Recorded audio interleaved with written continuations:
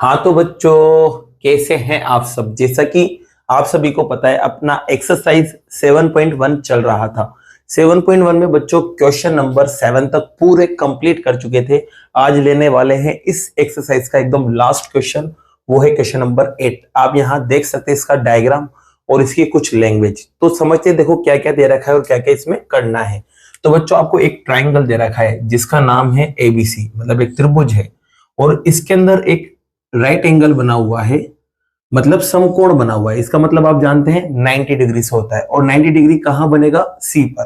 तो बच्चों आप देख सकते हैं ये रहा ए बी सी, और सी पर क्या लेना है? यहाँ पर आपको 90 लेना है। ठीक है, ये आपको दे रखा है। फिर आगे देखो क्या दे रखा है। एम जो है ना वो मिड पॉइंट है, मतलब मध्य बिंदु है। अब किसका है बच्चों?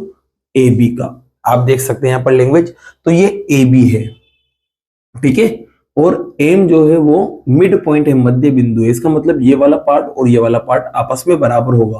तो आप कह सकते हैं ए एम बराबर होगा बी एम के। तो यहां पर एक लाइन अपन लिख लेते हैं, ए एम बराबर है बी एम के। ये आगे काम आएगा बच्चों, ये गिवन है। ठीक है, एक चीज और दे रखी है, वो है सी एम और डीएम भी बराबर है। तो देखो सी एम ये रहा यहां से यहां तक, और डीएम ये रहा यहां से तक, ये भी आपको बराबर दे रखे हैं।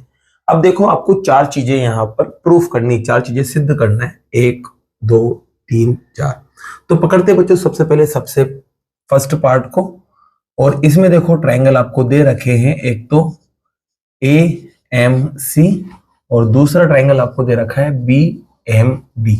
इसको मुझे कॉन्ग्रेट लाना है, मतलब सर्वांग लाना है बच्चों। हिंदी में क्या लिखोगे? त्रिभुज ए एम सी व त्रिभुज बी एम डी में। अब ए एम सी देखो का है, तो ए एम सी बच्चों ये दिख रहा है, ये इधर वाला, ये जो पार्ट है ना, ये ए एम सी है। और बी एम डी देखो, तो बी ये रहा, एम ये रहा, डी ये रहा, मतलब ये वाला पार्ट, ये जो हिस्सा है ये बी एम डी को रिप्रेजेंट कर रहा है। ठीक है, अब इन दोनों का आपको कॉन्ग्रेंट लाना है। कॉन्ग्रेंट लाने के लिए तीन चीजें बराबर करते हैं, तो दो तो वैसी दिख रही है, देख सकते हैं। सी एम बराबर है डी एम के, और ए एम बराबर है बी एम के। तो देखो बच्चों सबसे पहले अपन लिखेंगे ए एम सी वाले पार्ट। तो ए एम सी के इधर है सारे पार्ट, तो पहले इधर वाले पार्ट लिखेंगे, फिर इधर वाले लिखेंगे। तो इसमें ए एम और इसमें बी एम बराबर है, तो यहां लिखेंगे बच्चों ए एम बराबर है बी एम के। ये क्यों बराबर है? क्योंकि ये गिवन है, मतलब दिया है। ठीक है, ऐसे बच्चों इधर वाले में सीएम और इधर वाले में डीएम बराबर है, यहाँ लिखा हुआ है, देख सकते हैं आप। तो यहाँ पर सीएम और डीएम भी बराबर आएंगे, सीएम बराबर डीएम। ये भी क्यों बराबर है? क्योंकि ये भी गिवन है, मतलब दिया है। अब बच्चों तीसरा पार्ट और बराबर ले आओ, काम हो जाएगा। तो आपको पता होगा बच्चों, 6 चैप्टर में आप पढ़ के आए हैं कि दो लाइन एक दूसरे को कट करती है ना। तो यहाँ पर ये आमने सामने वाले जो एंगल्स होते हैं, मतलब कोण होते हैं, वो बराबर होते हैं। इनको बोलते हैं वर्टिकली अपोजिट एंगल, मतलब शीर्षाभिमुख कोण। तो यहाँ पर ये देखो लाइन दोनों कट कर रही है, तो यहाँ पर भी ये दोनों एंगल बराबर होंगे। तो आप कह सकते हैं ए एम सी और बी एम डी, ये दोनों भी आपस में क्या होंगे? बराबर होंगे। वर्टिकली अपोजिट एंगल है, मतलब शीर्षाभिमुख। तो इनको भी लिखते हैं बच्चों। एक तो आएगा आपके पास ए एम सी, और दूसरा आएगा आपके पास बी एम डी। ये है बच्चों वर्टिकली अपोजिट एंगल, हिंदी में लिख देना शीर्षाभिमुख कोण। ठीक है, अब बच्चों रूल को पकड़ते हैं। तो रूल आप खुद देख सकते हैं, दो लाइन और उसके बीच का एंगल आ रहा है, मतलब दो भुजाएं और बीच का कोण आ रहा है। तो रूल लगेगा साइड एंगल साइड। क्या लगेगा बच्चों? Side angle side. तो यहाँ रूल लगाएंगे बाय साइड एंगल साइड। और ये दोनों जो ट्राइंगल है, एक तो है ए एम सी और दूसरा है बी एम डी, दोनों कॉन्ग्रेंट हो जाएंगे, और ये आपका पहला पार्ट कंप्लीट होता है बच्चों। ठीक है, पहला पार्ट कंप्लीट हो चुका है। अब बच्चों सेकंड पार्ट को लाएंगे। सेकंड पार्ट को लाने के लिए बच्चों देखो ध्यान रखना, जब भी इसे 4-4 5-5 पार्ट आपसे प्रूफ करवाता है ना, तो कंफर्म है बच्चों आपको इसमें इसकी हेल्प लेना पड़ेगी। इसको प्रूफ करने के लिए इन दोनों की हेल्प लेना पड़ेगी, और इसको प्रूफ करने के लिए तीनों की हेल्प लेना पड़ेगी, मतलब पीछे वाले क्वेश्चंस की हेल्प लेना पड़ती है। तो बच्चों अब एंगल लाना है मुझे, तो एंगल लाना है, तो मैं यहां से इन दोनों की मदद से कुछ ना कुछ निकालता हूं जो मेरे आगे काम आएगा। तो एक बात बताओ ना बच्चों मुझे, यार ये दोनों ट्रायंगल कॉन्ग्रेंट हो चुके हैं, मतलब सर्वांग सम हो चुके हैं, तो कॉन्ग्रेंट हो जाएंगे बच्चों। तो यहां पर मैं सीपीसीटी लगा सकता हूं। सीपीसीटी से ये वाला एंगल इस वाले के बराबर होगा, क्योंकि जब इसको यूं घुमाओगे और उसको यूं घुमाओगे, अब तो एक ही तरफ दिखेंगे ये दोनों। सीपीसीटी से बचे हुए एंगल आपस में बराबर होते हैं। ऐसे बच्चों ये वाला एंगल इस वाले के बराबर होगा ऑटोमेटिकली, क्योंकि ये दोनों कॉन्ग्रेंट आ चुके हैं, तो कॉन्ग्रेंट के बाकी पार्ट ऑटोमेटिकली बराबर होते हैं। और ऐसे ये BD जो है वो बराबर होगा AC के। तो इन पार्ट को मैं यहाँ लिख लेता हूँ CPCT की मदद से। तो यहाँ देखो इसमें CPCT लगाता हूँ बच्चों में, क्या लगाता हूँ, CPCT। तो CPCT से बच्चों देखो, एक तो ये वाला एंगल, इसका नाम है, पहले तो उधर वाले को लिखेंगे, इसका नाम है CAM और इस वाले का है DBM। तो लिखते हैं बच्चों यहाँ पर CAM बराबर होगा किसके, DBM के। किसके बराबर होगा बच्चों, DBM के। ठीक है, ऐसे ही बच्चों ये वाला एंगल और ये वाला एंगल भी आपस में बराबर होगा। पहले इसका नाम लिखेंगे, इसका आएगा ACM, क्या आएगा बच्चों, ACM बराबर आएगा इसके, इसका नाम है बच्चों BDM। क्या नाम है इसका, BDM। ये दोनों ही बराबर आएंगे। इसके अलावा लाइन जो बची हुई है वो भी आपस में बराबर होगी, मतलब AC बराबर होगी BD के। तो यहाँ ये भी लिख लेते हैं आप, AC बराबर होगी BD के। इसको इक्वेशन आप दे देते हैं, कोई सी आई है यहाँ पर, अभी तक नहीं आई है, तो यहाँ पर अपन पहली इक्वेशन इसको दे देते हैं, काम आएगी आगे। अब बच्चों मेरी बात सुनो, ये दोनों एंगल्स को आप यहाँ देखो, तो ये दोनों लाइन है और ये लाइन देखो यूं कट कर दी है, तो ये एंगल देखो बराबर आ रहे हैं। या फिर यूं देख सकता है, ये दोनों लाइन है और इसको ऐसे AB कट कर रही है, तो ये दोनों एंगल भी बराबर आ रहे हैं। तो बच्चों आप कह सकते हैं यहाँ पर कि यार ये दोनों लाइन के बीच में Z शेप वाले एंगल बन रहे हैं और वो आपस में बराबर आ रहे हैं। और आपको पता है Z शेप में जो एंगल बनते हैं, जो कोण बनते हैं, वो तभी बराबर होते हैं जब लाइन कैसी हो, पैरेलल। तो मतलब ये दोनों बराबर है ना, तो इसका मतलब अपन कह सकते हैं कि लाइन जो है ना, ये दोनों आपस में क्यों होंगी, पैरेलल होगी, तभी जाके Z वाले बराबर आते हैं। तो बच्चों यहाँ पर अपन कह सकते हैं ये दोनों लाइन पैरेलल है। तो बच्चों पहले तो लिखेंगे अपन यहाँ पर which is alternate interior angle, जो कि अंतः एकांतर कोण है, ये लिख देना। फिर बच्चों यहाँ पर अपन क्या करते हैं, जब लाइन पैरेलल आती है तो Z शेप में बराबर आते हैं, तो इसको बोलते हैं अल्टरनेट इंटीरियर। अब यहाँ उल्टा हो रहा है, Z वाले पहले बराबर आ गए तो लाइन पैरेलल होगी, तो अपन अल्टरनेट इंटीरियर का कन्वर्स लगाएंगे, मतलब उल्टा लगाएंगे। तो यहाँ लिखेंगे by converse of alternate interior angle. Hindi में क्या लिखोगे बच्चों, अंतः एकांतर कोण के व्युत्क्रम से। अब इसके अपोजिट से क्या होगा, उल्टे से क्या होगा, ये दोनों लाइन आपस में पैरेलल हो जाएगी।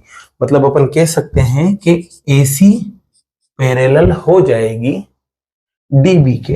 किसके बच्चों, DB के। अब अपना काम हो चुका और अपना सेकंड पार्ट आ जाएगा बच्चों। क्या आ जाएगा, सेकंड पार्ट आ जाएगा। देखो कैसे आएगा, इसको समझते हैं। यहाँ पर सेकंड पार्ट को लाने के लिए आप देखोगे बच्चों कि यार ये दोनों लाइन अब क्या आ चुकी है, पैरेलल आ चुकी है। कौन कौन सी, एक तो DB और एक AC, मतलब दोनों पैरेलल है, मतलब समांतर है। यहाँ देख सकते हो ये रहा। अब ये लाइन इसको इसे कट कर रही है और यहाँ पर पहले से कौन था, 90 था। क्या था, 90। आपको पता है बच्चों कि जब दो लाइन पैरेलल होती है, लाइन कट करती है, तो इन दोनों को प्लस करने पर, अंदर वाले दोनों को प्लस करने पर 180 आता है। इन्हें बोलते हैं अपन को इंटीरियर एंगल। तो यहाँ पर भी मैं वही काम करने वाला हूँ। एक तो ये DBC, क्या बच्चों, DBC, और एक इसका नाम आएगा ACB। दोनों को प्लस करूंगा तो कितना आएगा बच्चों, 180 के आसपास आएगा। और इस एंगल का नाम होता है बच्चों को इंटीरियर एंगल, जिसे बोलते हैं आप आसन्न कोण। क्या बोलते हैं बच्चों, आसन्न कोण। अब एक बात बताओ बच्चों मुझे, ये सेकंड पार्ट स्टार्ट कर दिया मैंने यहाँ पर, है ना।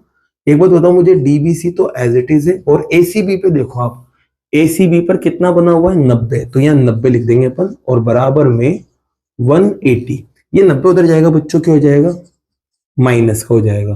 तो DBC, और ये 90 उधर जाके माइनस हो जाएगा, माइनस भी कर देते हैं हाथों हाथ, तो 90 बचेगा। तो बच्चों आपको DBC को राइट एंगल लाना था समकोण। इसका मतलब क्या होता है, 90 डिग्री। तो ये 90 आ चुका है और ये आपका सेकंड पार्ट भी कंप्लीट होता है। लेते हैं बच्चों पार्ट नंबर 3 को। तो पार्ट नंबर 3 में देखो क्या दे रखा है, इसमें भी दो ट्राइंगल दे रखे हैं, तो इन दोनों को उठा लेते हैं बच्चों।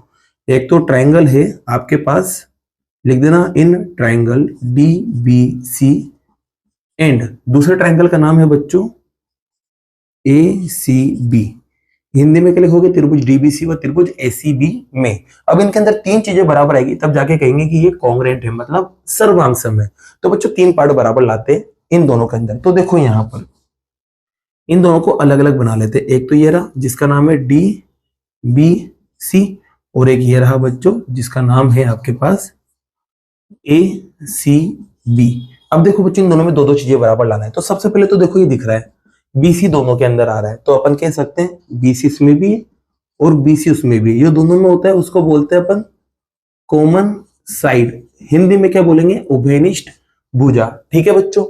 इसके अलावा बच्चों एक बात बताओ, ये डीबी और एसीबी तो बराबर है, डीबी और एसीबी बराबर है। आप कहोगे क्यों बराबर है, तो यहाँ देखो बच्चों यहाँ लिख रखा था मैंने, डीबी बोलो या बीडी बोलो बात एक ही है, वो बराबर है एसी के। क्यों, क्योंकि ये सीपीसीटी से आया बच्चों, तो डीबी और एसी बराबर है। यहां लिख देंगे ये आया इक्वेशन फर्स्ट से, समीकरण 1 से आया बच्चों। ठीक है। फिर उसके बाद और क्या चीज इसके अंदर लाए, तो बच्चों देखो यहाँ पर आपको पता है सी पर कितना बन रहा है 90 बन रहा है, और अभी आपने जस्ट ऊपर वाले क्वेश्चन में देखा कि डीबीसी, ये रहा डीबीसी, ये भी कितना आ चुका है 90, तो दोनों में एक एक एंगल 90 भी तो आ चुका है। तो यहां पर अपन कहेंगे इसका तो डीबीसी क्या आएगा बच्चों, डीबीसी, और उस वाले ट्राइंगल का नाम आएगा एसीबी, क्या आएगा एसीबी। दोनों के दोनों बराबर होंगे। क्यों बराबर होंगे, तो यहाँ रीजन लिखेंगे ईच एंगल 90 डिग्री, मतलब हिंदी में प्रत्येक कोण 90 डिग्री आप यहाँ लिख देना। तो बच्चों देखो आपने एक तो ये वाली लाइन उठाई दोनों में से, एक ये नीचे वाली उठाई और एक 90 उठाया, तो आप देख सकते हो दो साइड आ रही है, दो भुजाएं और बीच का एंगल आ रहा है मतलब कोण। तो यहाँ क्या रूल लगेगा, साइड एंगल साइड, तो यहाँ रूल लगा देंगे बच्चों पर बाय साइड एंगल साइड। और आपके ये दोनों जो ट्राइंगल है, एक तो ट्राइंगल आपका डी बी सी है और दूसरा ट्राइंगल आपके पास है ए सी बी, और ये कॉन्ग्रेंट हो जाएंगे, और ये आपका ये वाला पार्ट भी क्या होता है कंप्लीट होता है। कौन सा, पार्ट नंबर 3 आपका यहाँ कंप्लीट होता है। अब बच्चों पार्ट नंबर 4 की बात करते हैं, किसकी, पार्ट नंबर 4 की। तो बच्चों यहाँ पर देखो पार्ट नंबर 4 को लाना इजी है, किसकी मदद से आएगा, वो थर्ड वाले की मदद से आएगा। कैसे आएगा देख लो इधर बच्चों, ये दोनों ट्राइंगल कॉन्ग्रेंट आ चुके हैं, एक तो ये वाला और एक ये वाला। तो यहाँ पर मैं सीपीसीटी लगाता हूँ बच्चों, क्या लगाता हूँ, सीपीसीटी लगाता हूँ। सीपीसीटी से बच्चों एक बात बताओ मुझे, ये जो ए बी है ना वो बराबर आएगा सी डी के। अब ए बी क्यों ले रहा हूं मैं, क्योंकि यहाँ देखो ए बी का जिक्र हो रहा है, तो मैं ए बी को उठा रहा हूं यहाँ पर। ए बी बराबर आएगा इस सी डी के, तो अपन कह सकते हैं ए बी बराबर है सी डी के। ठीक है बच्चों। अब देखो यहाँ पर ए बी को तो ऐसा कैसा रखा गया है, इस सी डी की जगह सी एम आ रहा है, तो अपन सी डी को तोड़ते हैं। सी डी को दो टुकड़ों में तोड़ सकते हैं, तो सी एम और एक डी एम। तो ये लिखेंगे अपन बच्चों C M plus D M बराबर ए बी। ठीक है। अब देखो यहां पर आपको पता है कि सीएम और डीएम बराबर है, क्या है बच्चों, सीएम और डीएम बराबर है। तो इसका मतलब यह है कि डीएम की जगह भी मैं सीएम लिख सकता हूं, डीएम की जगह भी क्या लिख सकता हूं, सीएम। तो यहाँ सीएम ऐसा कैसा चलने दो, और यहाँ डीएम की जगह में सीएम लिख देता हूं और बराबर में ए बी। अब ऐसा क्यों किया मैंने, क्योंकि मुझे सिर्फ सीएम चाह रहा है यहाँ पर। अब देखो ये सीएम और ये सीएम, कितने सीएम हो गए, आप हो गए सर 2 सीएम हो गए, तो यहाँ 2 सीएम आ जाएगा और बराबर में ए बी। अब बच्चों सीएम जो है ना वो इस 2 के लात मारेगा, और ये 2 कहां जाएगा, ए बी के कदमों में। तो बच्चों अपॉन में 2 लिखो या बाहर ऐसे 2 लिख दो, बात एक ही है। तो सीएम हाफ आ गया ए बी के, यहाँ भी देख सकते हो सीएम हाफ आ चुका है ए बी के, तो आपका ये 4th पार्ट भी क्या होता है बच्चों यहाँ पर कंप्लीट होता है। तो इसी के साथ बच्चों ये क्वेश्चन नंबर 8 आपका कंप्लीट होता है। अब बाकी के जो क्वेश्चन है बच्चों वो नेक्स्ट वीडियो में करते हैं। अगर वीडियो पसंद आई हो और ये क्वेश्चन समझ में आए हो तो वीडियो को लाइक और चैनल को सब्सक्राइब जरूर कीजिएगा। Thank you so much.